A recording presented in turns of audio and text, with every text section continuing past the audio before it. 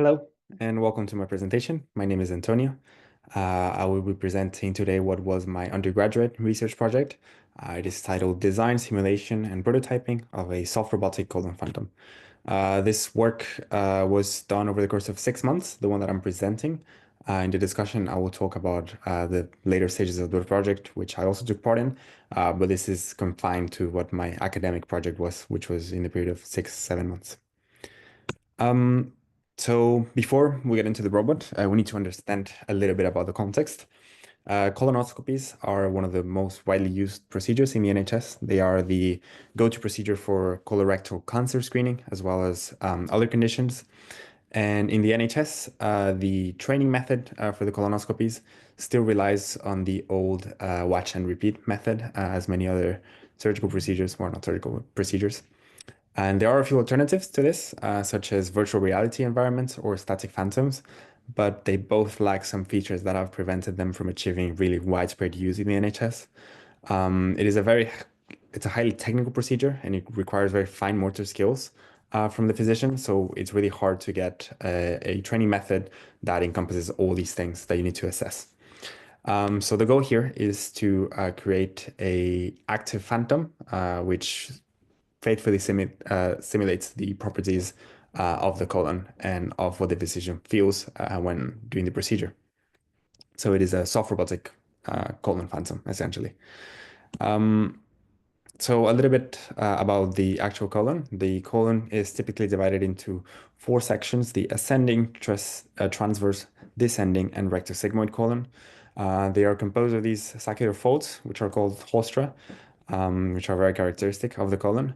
And while this is a very pretty diagram to understand the anatomy, in reality, it looks a lot more tortuous and it doesn't have really any defined dimensions.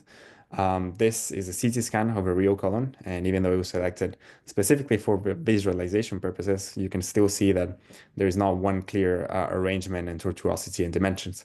What is interesting here, though, is the that this graph shows us is the diameters of the colon inside. So we can see that as we move up in the colon, generally speaking, it gets wider and wider. There is movement, the colon moves. It has a lot of activity. It is typically characterized into two. Segmentation, which is alternating contractions of muscular circular bands, of circular muscle bands, sorry. Now this is responsible for all the like mixing and churning that goes on in the intestinal contents during digestion. And it's basically like what promotes water and mineral absorption during digestion. And then peristalsis, which is these high amplitude pressure waves that are generated by longitudinal muscle bands in the intestine. And they're essentially the ones that like push the content outwards. And that's essentially what we're trying to replicate those two types of movements. So the building block of a robot is going to be the Hostra component, as I mentioned before.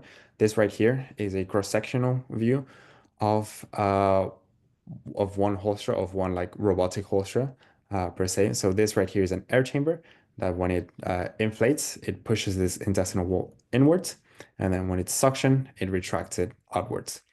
The way that we do this is by using a soft silicon material called EcoFlex 30 in this case. It's a hyperelastic material that essentially mimics a lot of the properties of soft tissue. So now that we have the building block, we can go on to the general geometry of the colon. So always we're taking the design from, well, we're making the design in accord of the CT scans of the in vivo data. So this right here is the scan of the transverse section, and this is the model of the CAD model that was produced from it. So it is the transverse section. It is composed of 16 individual chambers, individual hostra, 14 of which are the actual transverse section, and then these two ones at the end that kind of act as like the anchors representing the following adjacent sections. And then we import it into a specialized software called Abacus, which is really good for high deformation simulations, which is what we're going to do.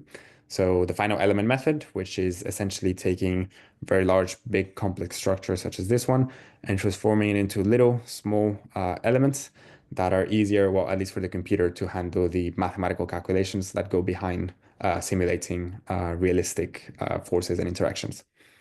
So this model is composed of around 160,000 nodes. The reason why that is important is because the more nodes you have in your model, the smaller each individual element is. And the smaller the individual element is, the more accurate the calculation for those elements, and then the more accurate the general solution at the end. Now, there's a multitude of way of creating these elements. Here we're using this formulation, which essentially means a quadratic continuum, so a curved solid, three-dimensional with 10 nodes per element, and a hybrid formulation, which means that the material that we're using is incompressible. Now that we have the mesh, we can start setting up the simulations. The first step for this is to basically tell the software what the material properties are so that it knows how to behave and how to calculate its reactions. We do this using what is called a strain energy density function. Now, this is like experimental data that you derive by literally like testing out the material, stress, strain, and then you create these functions. This is derived from literature, as people have done multiple studies to determine which model is best for which type of material. And this essentially, yeah, just tells the software how the material is going to behave. Secondly is the boundary conditions, which here in this case, for example, would be fixating these outer walls so that they don't move. So that's kind of like the endpoints of the simulation. And then most importantly, obviously the loads, the actual forces that are going to go inside the motor. Now this program is for the segmentation simulation.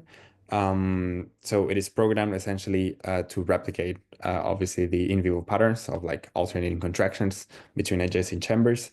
And the loads are semi-randomized within a specified range that again simulate the properties that are seen in vivo. Um, so these are the results from the first simulation. Now, this is obviously just one Hallstrom component. This is a front view, and this is a side view that like has been like cut open just so we can see inside. This just simulation is just to see that like make sure that we're doing things right, and then one component was able to inflate. So there's almost a total contraction, which is very similar again to the in vivo responses. But this is not very interesting. What we're interested in is the realistic movement of the colon. So we start with the segmentation, which looks like this. Um, so we can see the alternating contractions. There's like almost a total contraction that is achieved inside the chambers, whereas the walls are kind of like what separate each chamber.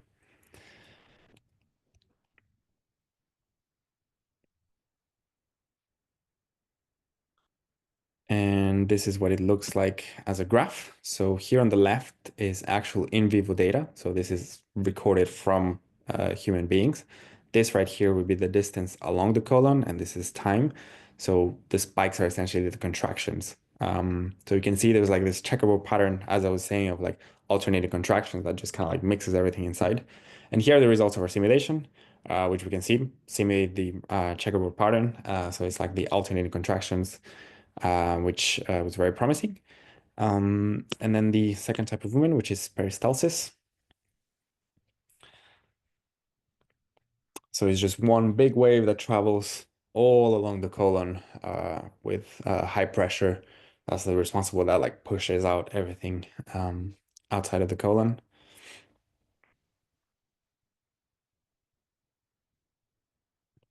And the simulations, they're cut open so we can see the inside of the chamber. But of course, the real robot is the air chamber is enclosed, completely enclosed. And this is what the graph looks like. So again, this in vivo, you can see the high amplitude pressure wave traveling all the way along the colon. And these are the results from our simulation. These results were very promising. They essentially told us that the design that we had chosen for the robot was able to replicate anatomically accurate movement. Obviously, these were just the simulations, and it was not done on the first try. It required iterative development and many, many hours of simulations ran. But it informed the design all the way through the design cycle process. And the this leads me to my next point, which is what happened after these results. This included the design of the other sections, the prototyping, the assembling, the validating, and now, which is the step that we're in, is writing the paper. Now, I focused this presentation on this final element analysis of the transverse section because it was what was enclosed to me, and that's what I was like solely responsible for. That was my job. I came up with the idea to my supervisors. Um, but I remained a part of the project and I took part in basically everything that followed. But this, what I presented today, was essentially my unique responsibility. So yeah, thank you for listening.